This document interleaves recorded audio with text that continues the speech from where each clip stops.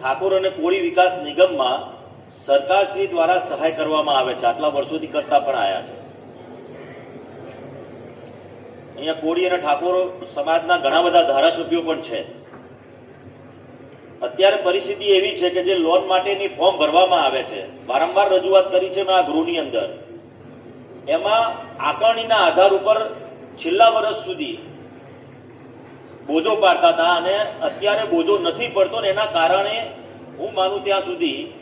આ યોજનાનો લાભ નિગમની લોનનો 5% લોકો લઈ શકશે। મારી વિનંતી છે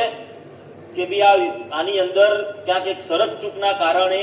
બે વિભાગ વચ્ચેમાં એક પરિપત્ર થયો છે, ખાલી સૂચન થયું છે અને એમાં સુધારાના કારણે આખા ગુજરાતની અંદર ઠાકોર કોળી વિકાસ નિગમના એટલે સમાજના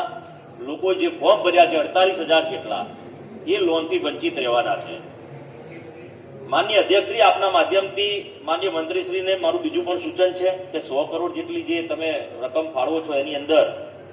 500 કરોડ સુધીની રકમ ફાળવવામાં આવે તેવી હું વિનંતી પણ